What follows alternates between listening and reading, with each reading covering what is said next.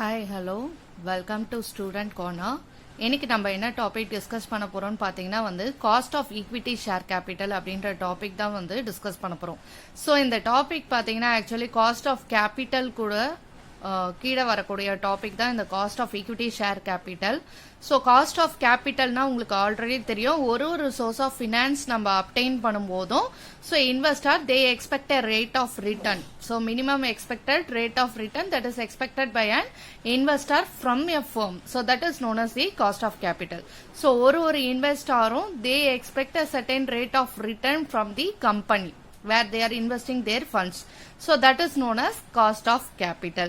So அந்த cost of capital கீழே already நான் cost of debt, cost of preference share capital அந்த டாபிக்ஸ்லாம் already நான் டிஸ்கஸ் பண்ணியிருக்கேன். ஸோ இன்னைக்கு பார்த்தீங்கன்னா cost of equity share capitalனா என்ன அப்படின்றது தான் டிஸ்கஸ் பண்ண போகிறோம். ஸோ ஒரு கம்பெனி பார்த்தீங்கன்னா ஃபண்ட்ஸ் இன்டர்னலாக ரேஸ் பண்ண முடியல அப்படின்ற போது they are going for outside source. So அப்படி இருக்கும்போது டிபெஞ்சர்ஸ் மூலமா ஈக்விட்டி ஷேர்ஸ் ப்ரிஃபரன்ஸ் ஷேர்ஸ் மூலமா ஃபண்டை ரைஸ் பண்றாங்க. ஸோ இப்போ டிபெஞ்சர்ஸ் மூலமா ஃபண்டை ரைஸ் பண்ணாங்கன்னா உங்களுக்கு இன்ட்ரெஸ்ட் பே பண்றாங்க. வேற equity share holders preference share ஹோல்டர்ஸ்க்குலாம் டிவிடெண்ட் அண்ட் ரிட்டர்ன் கொடுப்பாங்க. இப்போ பார்த்தீங்கன்னா ஃபர்ஸ்ட் கிளைம் யாருக்கு நம்ம மீட் பண்ணோம் as a company point of வியூல இருந்து பார்க்கும்போது whether the company is earning profit or loss first நம்ம டிபெஞ்சர் ஹோல்டர்ஸ்க்கான இன்ட்ரெஸ்ட்டை பே பண்ணணும். அண்ட் நெக்ஸ்ட் பார்த்தீங்கன்னா preference share holders since they have priority over the firm, they will be receiving the fixed rate of dividend. So at last remaining left out portion and the earnings தான் it is going to the equity shareholders. So there is no compulsion on the part of the company to pay a dividend to the equity shareholders. So equity shareholders க்கு dividend கட்டாயம் கிடையாது, company pay பண்ணும், டிஃபால்ட்டா பே பண்ணும் மேண்டேட்டரியா அப்படின்றது கிடையாது. They can even retain their earnings. So later on அதை reinvest பண்ணி கம்பெனிலே again they can earn a good return out of that and அதை டிவிடெண்டா கூட அவங்க டிக்ளேர் பண்ணலாம். But even then we need to find out the cost of equity share capital. எப்படி cost of debt, cost of preference share capital calculate பண்றோமோ அதே மாதிரி cost of equity share capitalம் நம்ம இந்த இடத்துல calculate பண்றோம். So அப்படி பார்க்கும்போது பாத்தீங்கன்னா there are few methods. Cost of equity share capital கீழே few methods இருக்கு. So totally 5 methods are there. So the first one பாத்தீங்கன்னா dividend yield or dividend price method. ஓகேங்களா. அடுத்த மெத்தட் பாத்தீங்கன்னா dividend price plus growth method. ஓகேங்களா. So அடுத்தது பார்க்கும்போது நம்மளுக்கு earnings price method. And next பாத்தீங்கன்னா realized yield method. And the last one பாத்தீங்கன்னா cost of equity under CAPM. So இதில் பார்க்கும்போது இந்த 5 மெத்தட்ல ஃபர்ஸ்ட் மெத்தட் என்ன அப்படின்னு நம்ம டிஸ்கஸ் பண்ணும்போது dividend price method. So actually equity share ஹோல்டர்ஸ்க்கு நம்ம என்ன ரிட்டர்ன் கொடுக்குறோம்னு பார்த்தீங்கன்னா டிவிடெண்ட் தான் கொடுக்குறோம். ஓகேங்களா. ஸோ எப்படி ப்ரிஃபரன்ஸ் ஷேர் ஹோல்டர்ஸ்க்கு நம்ம டிவிடெண்ட் பே பண்ணுறோமோ அது மாதிரி ஈக்விட்டி ஷேர் ஹோல்டர்ஸ்க்கும் நம்ம கொடுக்குற கூட அந்த ரிட்டர்னை டிவிடெண்ட்னு சொல்கிறோம். ஸோ அப்படி இருக்கும்போது இந்த டிவிடெண்ட் ப்ரைஸில் பார்த்தீங்கன்னா டிவிடெண்ட் ஆக்சுவலி எவ்வளோ நம்ம பே பண்ணுறோம் அந்த ஷேர் ஹோல்டருக்கு அப்படின்றத மட்டும்தான் இங்கே கொண்டு வரோம். டிவிடெண்ட் பிரைஸ் பிளஸ் க்ரோத் மெத்தட்ல பார்த்தீங்கன்னா எப்பயுமே ஈக்விட்டி ஷேர் ஹோல்டர்ஸ் தான் இருக்கிறதுலே ரிஸ்க் எடுக்கிறாங்க கம்பெனியில. ஓகேங்களா. ஸோ ஏன்னா அவங்களுக்கு ஒரு ஃபிக்ஸட் ரேட் ஆஃப் டிவிடெண்ட் கம்பெனியில கிடையாது. ப்ரிஃபரன்ஸ் ஷேர் ஹோல்டர்ஸ்லாம் அப்படி கிடையாது. ஸோ ஒரு ஃபிக்ஸட் பெர்சன்டேஜ் அவங்களுக்குன்ட்டு கண்டிப்பாக டிவிடெண்ட் டிக்ளேர் பண்ணுவாங்க. 8%, 10% அந்த மாதிரி டிக்ளேர் பண்ணுவாங்க. பட் இவங்களுக்கு பாத்தீங்கன்னா அந்த மாதிரி எதுவுமே கிடையாது. ஸோ ஆல்வேஸ் இவங்க எதுக்காக அந்த ரிஸ்க் எடுக்கிறாங்கன்னா அடிஷ்னலா அவங்க சம் ரிட்டர்ன் அது கிட்ட இருந்து அந்த கம்பெனி கிட்ட இருந்து எக்ஸ்பெக்ட் பண்ணவே தான் they are doing that, they are taking that risk, higher risk. So அப்படி இருக்கும்போது க்ரோத் பாத்தீங்கன்னா யாருக்கு இருக்குன்னா ஈக்விட்டி ஷேர் ஹோல்டர்ஸ்க்கு தான் க்ரோத் இருக்கு. ஓகேங்களா. So dividend plus certain amount தே ரெக்வயர் அந்த அடிஷ்னலா அந்த ரிஸ்க் எடுக்கிறதுக்காக. ஸோ அதனாலதான் உங்களுக்கு க்ரோத்னு வருது. இதே ப்ரிஃபரன்ஸ் ஷேர் ஹோல்டர்ஸ்க்கு அது கிடையாது. ஃபிக்ஸட் ரேட் ஆஃப் டிவிடெண்ட் வாங்கிட்டு போயிட்டே இருக்கணும். பட் இங்க பாத்தீங்கன்னா அடிஷ்னல் ரிஸ்க் எடுக்கிறதுக்காக additional they are receiving certain amount. So அந்த க்ரோத் உங்களுக்கு தேவைப்படுது அந்த அடிஷ்னல் எக்ஸ்ட்ரா ஹையர் ரிஸ்க் எடுக்கிறதுனால. ஸோ அதான் dividend price plus growth method. So அதோட ஃபார்முலாஸ்லாம் என்னன்றதை நம்ம லேட்டர் ஆன் பார்க்கலாம். ஸோ அதுக்கு முன்னாடி அடுத்த மெத்தட் பார்க்கலாம், ஏர்னிங்ஸ் பிரைஸ் மெத்தட். ஸோ இந்த ஏர்னிங்ஸ் பிரைஸ் மெத்தட் பார்த்தீங்கன்னா ஒரு கம்பெனியில் டிபெஞ்சர் ஹோல்டர்ஸ்க்கு ஃபர்ஸ்ட் இன்ட்ரெஸ்ட் பே பண்ணினோம், அப்புறம் கம்பெனி டாக்ஸ் எல்லாம் பே பண்ணினோம், அதுக்கப்புறம் வந்து பாத்தீங்கன்னா ப்ரிஃபரன்ஸ் ஷேர் ஹோல்டர்ஸ்க்கும் டிவிடெண்ட் பே பண்ணோம், அதுக்கப்புறம் பேலன்ஸ் இருக்கக்கூடியது ஏர்னிங்ஸ் வந்து it is going to the equity share holders. So அதை பேசிஸா வச்சு நம்ம கால்குலேட் பண்றது தான் இந்த ஏர்னிங்ஸ் பிரைஸ் மெத்தட்ன்றது. ஓகேங்களா? ஸோ அடுத்தது நெக்ஸ்ட் பாத்தீங்கன்னா வந்து ரியலைஸ்ட் ஈல்டு மெத்தட். ஸோ இந்த ரியலைஸ்ட் ஈல்டு மெத்தட்ல என்ன சொல்றாங்க அப்படின்னா பாஸ்ட் இயரோட டிவிடெண்ட் ரேட்ஸை வச்சு நம்ம வந்து கரண்ட் டிவிடெண்ட் எவ்வளவு இருக்கும் அப்படின்றத வந்து எக்ஸ்பெக்டட் ரேட் ஆஃப் ரிட்டர்னை வந்து we are going to calculate. So அதுதான் வந்து ரியலைஸ்ட் ஈல்டு மெத்தட்னு சொல்றோம். ஸோ அடுத்தது next cost of equity under CAPM பார்க்கும்போது இது capital asset pricing model. So இதுலயும் வந்து you can calculate the cost of equity. So அதுக்கான ஃபார்முலா கொடுத்துருக்காங்க. We can discuss this later on. So இப்போ பார்த்தீங்கன்னா ஃபர்ஸ்ட் மெத்தடுக்கு நம்ம போகலாம், dividend yield or dividend price method. இதோட ஃபார்முலா என்னன்னு பாத்தீங்கன்னா காஸ்ட் ஆஃப் ஈக்விட்டி வந்து ஆக்சுவலி காஸ்ட் ஆஃப் கேபிட்டலை கேன்னு டினோட் பண்றோம் அண்ட் ஈக்விட்டின்றதுனால ஈன்னு நம்ம டினோட் பண்றோம். அண்ட் அதோட ஃபார்முலா என்னன்னு பாத்தீங்கன்னா D1னா dividend current that is expected what you are going to get. So already dividend இல்ல, இப்ப கரண்ட் இயர். ஓகேங்களா? ஸோ அதனால வந்து D1ன்னு காட்டுறோம். டிவைடட் பை ஆக்சுவலி பிரைஸ் அந்த மாதிரி நம்ம வந்து காட்டலாம், D by Pன்னு காட்டலாம். பட் இங்க வந்து ரெண்டு விதமாக ஃபார்முலாஸ் நம்ம கொடுக்குறோம். ஸோ பாத்தீங்கன்னா வந்து இன் கேஸ் ஆஃப் நியூ இஷ்யூனா இந்த ஃபார்முலா நம்ம யூஸ் பண்ணுவோம். Whereas in case of existing ஷேர்னா மார்க்கெட் பிரைஸ் யூஸ் பண்ணுவோம். ஓகேங்களா? ஸோ எந்த சிச்சுவேஷன்ல இது ரெண்டு ஃபார்முலாவும் அப்ளை பண்ணுவோம் அப்படின்னு பாத்தீங்கன்னா, இப்போ ஒரு கம்பெனில ஃபர்ஸ்ட் டைமா ஷேர்ஸ் இஷ்யூ பண்றாங்க அப்படின்னா அது நியூ இஷ்யூ. ஸோ அப்ப என்ன பண்ணுவோம்னா இங்க டிவிடெண்ட் அதே அமௌண்ட் தான், பட் நெட் ப்ரோசீட்ஸ் யூஸ் பண்ணுவோம்.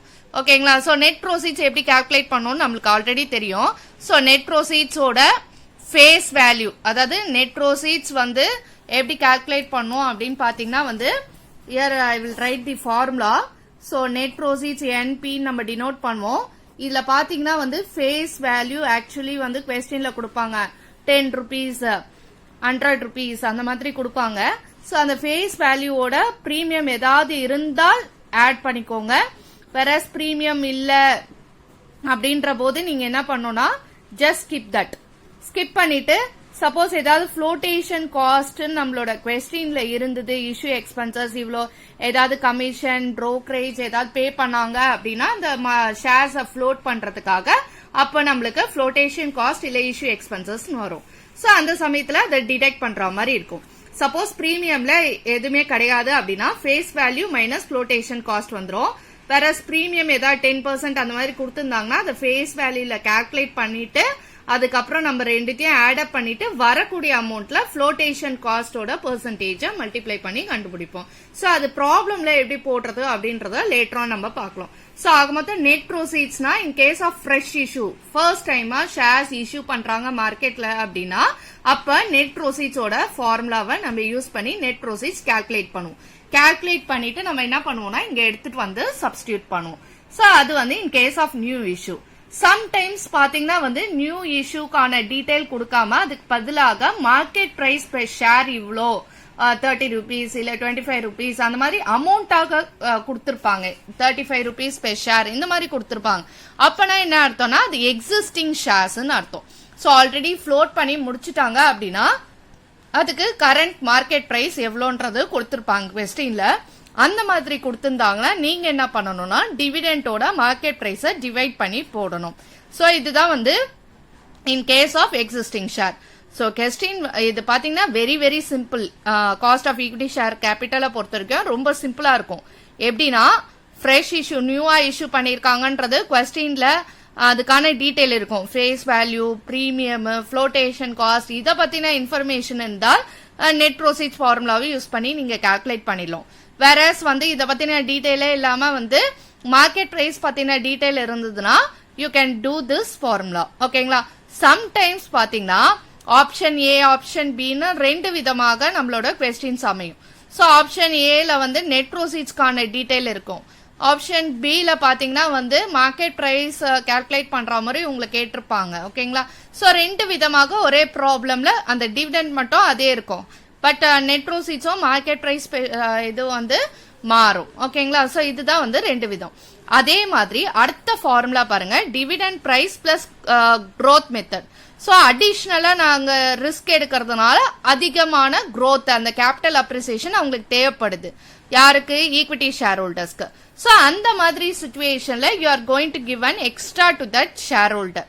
ஸோ அப்ப நம்மளோட ஃபார்முலா பிளஸ் growthன்றதுனால தெரியுது, growthோட பெர்சன்டேஜ் கொஸ்டின்ல கொடுத்துருப்பாங்க. So you have to add this. So இதே ஃபார்முலால நம்ம growth ஆட் பண்ணோம்னா அதுதான் dividend price plus growth method. அதுலயும் அகைன் வந்து நியூ இஷ்யூ ஃபர்ஸ்ட் டைமா இஷ்யூ பண்றாங்கன்னா அதுக்கான டீடைல் ஃப்ளோட்டேஷன் காஸ்ட் இவ்வளோ அண்ட் தென் வந்து பிரீமியம்ல இஷ்யூ பண்ணியிருந்தால் அந்த மாதிரியான டீடைல் கொடுத்திருந்தா you can go to the net proceeds formula. And நம்மளோட கொஸ்டின்ல market price current market price current இவ்வளோ இது பண்றாங்க மார்க்கெட்ல அப்படின்றத detail கொடுத்திருந்தாங்கன்னா then you can go for in case of existing shares you can go for market price. So plus growth மட்டும்தான் இங்க அடிஷனலா இந்த ஃபார்முலாக்கும் இந்த ஃபார்முலாக்கும் உள்ள difference. And moving on to the third one, that is earnings price method. So that is the formula is cost of equity just denoted by KE, and if you see the formula earnings per share divided by net proceeds. Similarly, if it is for new issue net proceeds use பண்ணுவீங்க, existing shares na market price use பண்ணுவீங்க. And EPS earnings per share maximum questionல கொடுக்க மாட்டாங்க, நீங்களே calculate பண்ணும். எப்படின்னா வந்து profit இல்லனா earnings வந்து கொடுத்துருவாங்க. ஸோ அந்த earnings இல்ல ப்ராஃபிட்டோட டீடைல் கொடுத்துட்டாங்கன்னா அது divided by number of equity shares போட்டிங்கன்னா you will be getting the EPS. So EPS ஓட ஃபார்முலா என்ன அப்படின்னு பார்க்கும்போது, so let me write out here, earnings per share is equal to profit இல்லனா profit available to equity shareholders இல்லனா earnings available to equity shareholders. So generally they give it as profit or earnings ன்னு கொடுத்துருவாங்க. You have to write that. Okay, so that you will be writing and you have to divide by the number of equity shares. Number of equity shares. ஓகேங்களா? So அதால நம்ம divide பண்ணும்போது நம்மளுக்கு ஒரு ஷேருக்கு எவ்வளவு ரூபாய் அந்த ஷேர் ஹோல்டர் எக்ஸ்பெக்ட் பண்ணலாம், how much he will be getting. ஓகேங்களா? சோ எல்லாருக்கும் பே பண்ண போக ஆப்ளிகேஷன்ஸ் எல்லாருக்கும் ஃபுல்ஃபில் பண்ணிட்டு டிபெஞ்சர் ஹோல்டர்ஸ்க்கு இன்ட்ரெஸ்ட் பே பண்ணிட்டு அண்ட் தென் ப்ரிஃபரன்ஸ் ஷேர் ஹோல்டர்ஸ்க்குரிய டிவிடெண்ட் பே பண்ணிட்டு ஸோ பேலன்ஸ் எவ்வளோ இருக்கு அப்படின்றத அந்த ஏர்னிங்ஸ் எல்லாமே ஈக்விட்டி ஷேர் ஹோல்டர்ஸ்க்கு போகும்போது ஸோ பெர் ஷேருக்கு அவன் எவ்வளோ ஏர்ன் பண்ணுவான் அப்படின்றதான் ஏர்னிங்ஸ் பெர் ஷேர். ஸோ இங்கேயும் பார்த்தீங்கன்னா அகைன் நியூ இஷ்யூனா நெட் ப்ரோசீட்ஸ் யூஸ் பண்ணுவீங்க, எக்ஸிஸ்டிங் ஷேர்ஸ் மார்க்கெட் பிரைஸ் பத்தின டீடைல் இருந்தால் இந்த ஃபார்முலாவை யூஸ் பண்ணுங்க. இதுதான் earnings price method. And next பாத்தீங்கன்னா வந்து we are moving on to the realized yield method. So இந்த மெத்தட்ல என்ன சொல்றாங்க அப்படின்னு பார்க்கும்போது ரியலைஸ்ட் yield மெத்தட்ல வந்து பாஸ்ட் இயரோட டிவிடெண்ட் ரேட்ஸ், பாஸ்ட் இயர்ல என்ன டிவிடெண்ட் கொடுத்திருந்தாங்களோ அந்த company future also the company will be earning that same thing, same dividend தான் வந்து ரிசீவ் பண்ணுவாங்க. There will not be any changes. So இதோட அசம்ஷன் பேசிக் என்னன்னா கம்பெனி வந்து ஸ்மூத்தா அதே மாதிரி தான் போயிட்டு இருக்கும், எந்த வித சேஞ்சஸும் இருக்காது, அவங்களோட ஏர்னிங்ஸ்ல ஏர்னிங்ஸ் வந்து அஃபெக்ட் ஆகாது. Same type of profit, same level of profit they will be earning, same rate of dividend will be declared அப்படின்றது தான் வந்து realised yield. Whatever they have realised in the past that will be carried out for the even for the future period அப்படின்றது தான் realised yield method. இதுல வந்து பாத்தீங்கன்னா IRR அதாவது internal rate of return அந்த ட்ரையல் அண்ட் எரர் மெத்தடை apply பண்ணி இங்க வந்து காஸ்ட் ஆஃப் ஈக்விட்டி அதாவது இங்க காஸ்ட் ஆஃப் ஈக்விட்டியும் இன்டர்னல் ரேட் ஆஃப் ரிட்டர்னும் தே ஆர் போத் சேம் அப்படின்றது தான் இங்க கான்செப்டா கொண்டு வராங்க. ஸோ இன்டர்னல் ரேட் ஆஃப் ரிட்டர்ன்னா என்ன அப்படின்னு பார்க்கும்போது we will be calculating வந்து இங்க பாத்தீங்கன்னா மெயின் ஆஸ்பெக்ட் என்னன்னா வந்து கேஷ் இன்ஃப்ளோஸும் கேஷ் அவுட்ஃப்ளோஸும் ஈக்குவலைஸ் பண்றது தான் வந்து ஐஆர்ஆர் மெத்தட்ல. ஓகேங்களா? ஸோ போத் ஆர் ஈக்குவல் அப்படின்னு சொல்றது தான் வந்து கேஷ் இன்ஃப்ளோஸும் கேஷ் அவுட்ஃப்ளோஸும் present value of cash inflows will be equal to present value of cash outflows அப்படின்னு சொல்றது தான் வந்து ஐஆர்ஆர் மெத்தட். நான் இன்டர்னல் ரேட் ஆஃப் ரிட்டர்ன் சொல்லுவோம். ஓகேங்களா? ஸோ அதே மாதிரி தான் வந்து ஷேர் ஹோல்டர்ஸோட expected rate of return from that company. So cost of ஈக்விட்டியும் இன்டர்னல் ரேட் ஆஃப் ரிட்டர்னும் போத் ஆர் சேம் அப்படின்ற மாதிரி தான் இங்க அர்த்தம். ஓகேங்களா? ஸோ அதனால என்ன பண்ணுவோம்னா இங்க IRR trial and error method மூலமா we will be calculating the cost of equity, that is KE. ஓகேங்களா? So realised yield method. அடுத்தது cost of equity and CAPM அப்படின்னு பார்க்கும்போது கேபிட்டல் அசெட் பிரைசிங் மாடல். ஓகேங்களா? ஸோ இந்த மாடல்ல ஆக்சுவலா என்ன சொல்ல வராங்கன்னா there is some relationship between risk and return சொல்றாங்க. ஸோ ரிஸ்க் எல்லா இன்வெஸ்ட்மெண்ட்லயும் ரெண்டு ஆஸ்பெக்ட் இருக்கும். ஒன்னு வந்து ரிஸ்க்னு சொல்லுவோம், இன்னொன்னு ரிட்டர்ன் சொல்லுவோம். ஸோ ரிஸ்க்ன்றது எதை பொறுத்து இருக்குன்னா if there is frequent changes in the returns. So there is always volatility in return சொல்லுவாங்க. fluctuations ஏற்பட்டுட்டே இருந்ததுன்னா அப்போ அன்சர்டனிட்டிஸ் அதிகமாக வாய்ப்பு இருக்கு, அப்ப ரிஸ்க் அதிகமாகும். ஓகேங்களா? சிமிலர்லி பாத்தீங்கன்னா ரிஸ்க் ரிட்டர்ன் இது both they have some relationship. If you are taking a higher risk, then you will be getting some additional returns. Okay, so when you are going to have a lower risk, similarly you will be getting a low or stable returns. So this is the main thing. Okay, so CAPM ல பாத்தீங்கன்னா முதல்ல ரிஸ்க பத்தின டீடைல்ஸ்லாம் கொடுத்திருப்பாங்க. ஓகேங்களா? So அது ரொம்ப இன்டெப்தா நம்ம போக தேவையில்ல. ஸோ ரிஸ்க வந்து சிஸ்டமேட்டிக் ரிஸ்க் அன்சிஸ்டமேட்டிக் ரிஸ்க்னு ரெண்டு விதமாக கிளாசிஃபை பண்ணுவாங்க. ஸோ அப்படி பார்க்கும்போது வந்து இங்க கொடுத்துருக்கோம்ல இந்த ஃபார்முலால, ஸோ பீட்டான்னு ஒரு வேல்யூ கொடுத்துருக்கோம். ஸோ காஸ்ட் ஆஃப் ஈக்விட்டியை கால்குலேட் பண்றதுக்கு இந்த ஃபார்முலாவை நம்ம யூஸ் பண்றோம். ஸோ இதுல பாத்தீங்கன்னா பீட்டான்னு ஒரு ஆஸ்பெக்ட் இருக்கு. இந்த பீட்டா எதை ரெஃபர் பண்ணுதுன்னா மார்க்கெட் ரிஸ்க் இல்லனா systematic risk that is associated with an investment பத்தி குறிப்பிடுது. சோ அப்படி பார்க்கும்போது இந்த பீட்டான்றது usually will be utilising in statistics. So அதை வச்சுதான் இந்த பீட்டாவை கால்குலேட் பண்ணுவாங்க.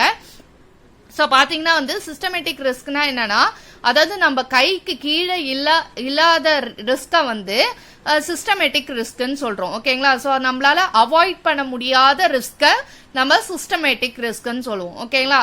அன்சிஸ்டமேட்டிக் ரிஸ்க் அப்படின்றது விச் யூ கேன் அவாய்ட். ஓகேங்களா? இப்போ ஒரு பிசினஸ்க்குள்ளேயே இருக்கக்கூடிய ரிஸ்க், லேபர் ஸ்ட்ரைக் அந்த மாதிரி ஏதாவது வந்து ஷார்டேஜ், ரா மெட்டீரியல் ஷார்டேஜ் ஆகுது, அதெல்லாம் நம்ம கண்ட்ரோலுக்கு கீழே இருக்கு. நம்ம வந்து பினான்சியல் ப்ராப்பரா மேனேஜ் பண்ண முடியல, ஒர்க்கிங் கேபிட்டல், இந்த மாதிரி ரிஸ்க் எல்லாம் வந்து அந்த ஸ்பெசிபிக்கா அந்த கம்பெனிக்கு மட்டும் தான் இருக்கு. அந்த கம்பெனி நினைச்சா அதை வந்து அவாய்ட் பண்ணிக்கலாம் அப்படின்றது தான். So that is known as unsystematic risk. இப்ப பாத்தீங்கன்னா வந்து காஸ்ட் ஆஃப் ஈக்விட்டி அண்டர் சிஏபிஎம்ன்றது வந்து capital asset pricing model. So இந்த capital asset pricing model actually it was developed by William Sharpe. ஓகேங்களா? ஸோ வில்லியம் ஷார்பேன்ற பர்சன் தான் வந்து இதை டெவலப் பண்ண இந்த கான்செப்ட். ஸோ இந்த கான்செப்ட்ல என்ன சொல்ல வராங்கன்னா they telling about the relationship between expected rate of return and the risk. ஓகேங்களா? ஸோ அடுத்தது நெக்ஸ்ட் இதுல பார்க்கும்போது ரிஸ்க வந்து ரெண்டா கேட்டகரைஸ் பண்றாங்க. ஒன்னு systematic risk, other one is unsystematic risk. Systematic ரிஸ்க்ன்றது one which you cannot diversify, undiversifiable risk like market risk, inflation risk, interest rate risk, இதெல்லாம் வந்து சிஸ்டமேட்டிக் ரிஸ்க் கீழே வரும். Unsystematic riskன்றது it is diversifiable in nature. You can diversify, you can avoid that. ஓகேங்களா? So பிசினஸ்க்குள்ளேயே ஏற்பட்டிருக்கக்கூடிய risk வந்து easily you can manage that situation, அதுதான் வந்து சொல்ல வராங்க.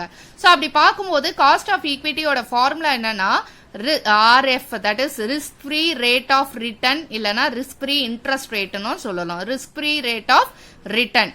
ஸோ அப்படி பார்க்கும்போது இது என்ன அப்படின்னு பார்த்தீங்கன்னா வந்து ஒரு கம்பெனில வந்து இன்வெஸ்டார் இன்வெஸ்ட் பண்றாங்க, equity share holders investors invest பண்றாங்க. So they expect a certain rate of return from that company. That to it should be risk free. ஓகேங்களா? குறிப்பாக இந்த கவர்மெண்ட் பாண்ட்ஸ்ல, கவர்மெண்ட் பாண்ட்ஸ்ல, கார்பரேட் டிபெஞ்சர்ஸ்ல இன்வெஸ்ட் பண்ணும்போதுலாம் எதுக்காக டெபாசிட் பண்றாங்க, எதுக்காக இன்வெஸ்ட் பண்றாங்க அப்படின்னா மெயின் எய்மே வந்து ரிஸ்க் ஃப்ரீ செக்யூரிட்டியா இருக்கணும் அதுல, அப்படின்றது தான் நம்மளோட மெயின் மோட்டிவா இருக்கும். ஸோ அதனால வந்து ஒரு இன்வெஸ்டர் பாத்தீங்கன்னா always expects risk free rate of return, அதான் RF பிளஸ் பீட்டா. பீட்டா அப்படின்றது வந்து systematic risk or the market risk associated with an investment, associated with a portfolio. ஓகேங்களா? அதுதான் வந்து beta. Whatever the risk என்ன லெவல்ல இருக்கோ அதை வந்து பீட்டால நம்ம டினோட் பண்றோம். ஓகேங்களா? சோ நெக்ஸ்ட் பாத்தீங்கன்னா வந்து RMன்றது மார்க்கெட் ரிட்டர்ன். சோ இது வந்து கம்பெனி கொடுக்கக்கூடிய ரிட்டர்ன். அது இல்லாம the market will have a certain return.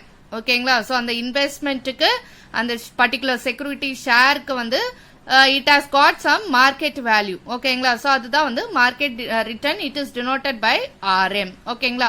Next பாத்தீங்கன்னா minus RF, that is risk free rate of return. இதுல வந்து பாத்தீங்கன்னா இந்த இதை நம்ம சப்ஸ்டியூட் பண்ணாதான் நம்மளுக்கு ஆக்சுவலா எவ்வளவு காஸ்ட் ஆஃப் ஈக்விட்டின்றது நம்மளுக்கு தெரிய வரும். அண்ட் ஒன் மோர் திங் நம்ம என்ன பண்ணோம் அப்படின்னா இதுல பீட்டா வேல்யூ வந்து நம்மளோட கொஸ்டின்ல வந்து மாறிக்கிட்டே இருக்கும், இல்ல ஒரே ஒரு பீட்டாவோட வேல்யூ மட்டும் கொடுப்பாங்க. ஏன் அப்படின்னா இஃப் பீட்டா வேல்யூ 0 அப்படின்னா அதுல லைக் கவர்மெண்ட் செக்யூரிட்டில இன்வெஸ்ட் பண்ண மாதிரி. சோ அப்ப நம்மளோட காஸ்ட் ஆஃப் ஈக்விட்டி அல்டிமேட்டா கம்மியா இருக்கும். whenever ரிஸ்க் லெவல் அதிகமாயிட்டே போகுதுன்னு வச்சுக்கோங்களேன், பீட்டா வேல்யூ வந்து 1, 1.5, 2 அந்த மாதிரி ஆகும்போது நம்மளுக்கு என்ன ஆகும்னா ஆட்டோமேட்டிக்கா நம்மளோட காஸ்ட் ஆஃப் ஈக்விட்டி ரைஸ் ஆகும். ஓகேங்களா? இப்ப அப்படிதானே நம்ம யூஸ்வலா வந்து ஒரு ரிஸ்கே இல்லாத செக்யூரிட்டி, ரிஸ்கே இல்லாத டெபாசிட் அப்படின்னா கண்டிப்பாக நம்ம ரிட்டர்ன்ஸ் ரொம்பலாம் எதிர்பார்க்க மாட்டோம், ஸ்டேபிளா இருந்தா போதும்னு நினைப்போம். whenever you are going to take up a additional risk, you expect a additional return. ஓகேங்களா? அதே மாதிரி தான் இங்க beta value if it is raising means then risk is more. So risk is more means then you expect a rate of return which is higher usually. So அதுதான் வந்து cost of return, cost of equity வந்து ஏறதுக்கான chances. And then whatever எவர் திஸ் RM minus RF இதை மட்டும் நம்ம என்னன்னு சொல்றோம்னா மார்க்கெட் பிரீமியம்னு சொல்றோம். Because you are going to take up a higher risk. யூஸ்வலை விட அதிகமான ரிஸ்க் எடுக்கிறாங்க ஈக்விட்டி ஷேர் ஹோல்டர். அப்ப கண்டிப்பாக தே எக்ஸ்பெக்ட் ஏ பிரீமியம். ஓகேங்களா? அதுதான் வந்து மார்க்கெட் பிரீமியம் நம்ம சொல்றோம். சோ எதை நம்ம மார்க்கெட் பிரீமியம் சொல்றோம்னா இந்த RM மைனஸ் RF இருக்கு பாத்தீங்களா, இதுதான் நம்ம வந்து what ever you get, so you are going to get from the company. So கம்பெனில வந்து உங்களுக்கு 100 ரூபாய் பே பண்றேன்றாங்க, பட் ஆனா மார்க்கெட்ல வந்து உங்களுக்கு 120 ரூபாய் வருது அப்படின்னா what ever you get an extra, the 20 rupees is the market premium. ஓகேங்களா? சோ அதுதான். So whenever the beta value, similarly when the beta value is going to raise, you will be expecting a rate of return that is higher. Beta என்னது? Risk நீங்க அதிகமாக எடுக்கும் போது என்ன ஆகும், cost of equity அதிகரிக்கும். So அதான் இதோட மெயின் கான்செப்டே. ஓகேங்களா? சோ இதுல அடுத்தது நம்ம என்னென்ன விஷயங்கள் பார்க்கணும்னு பாத்தீங்கன்னா இதுதான் நம்மளோட மாடல்ஸ் மெத்தட்ஸ் எல்லாம். இதுல மெயின் இம்பார்ட்டன்டா எக்ஸாம் பாயிண்ட் ஆஃப் வியூல இருந்து ரிப்பீட்டடா வருது dividend price method, dividend growth method plus growth method வரும். ஓகேங்களா? சோ ஏர்னிங்ஸ் பிரைஸ் மெத்தடும் வந்து ரொம்ப ரொம்ப இம்பார்ட்டன்ட். இதுல ரியலைஸ்ட் ஈல்ட் எல்லாம் வந்து லீஸ்ட் இம்பார்ட்டன்ட் தான். Okay, so that's all with respect to cost of equity share capital. So இந்த காஸ்ட் ஆஃப் ஈக்விட்டி ஷேர் கேபிட்டல்ல பாத்தீங்கன்னா வந்து மொத்தம் 5 மெத்தட்ஸ் இருக்கு. அண்ட் இதுல பாத்தீங்கன்னா வந்து cost of equity share capital actually the company they are not under compulsion to pay the equity shareholders the dividend, but even then they have to calculate the cost of equity share capital. Okay, so the investors they also expect a good rate of return from the company. அவங்க எவ்வளவு risk எடுக்கிறாங்க, எவ்வளவு அவங்களுக்கு earnings returns எவ்வளவு கிடைக்கும் அப்படின்னு தெரியறதுக்கு even shareholders they are interested to know. So அதனால தான் வந்து we are going to calculate the cost of equity share capital. Hope இந்த introduction part எல்லாருக்குமே புரிஞ்சிருக்கும்னு நினைக்கிறேன். ஸோ நம்மளோட நெக்ஸ்ட் செஷன்ல வந்து இதை பத்தின ப்ராப்ளம்ஸ்லாம் நம்ம வந்து ஒரு ஆஸ்பெக்டா எடுத்து நம்ம வந்து டிஸ்கஸ் பண்ணலாம். Thank you so much.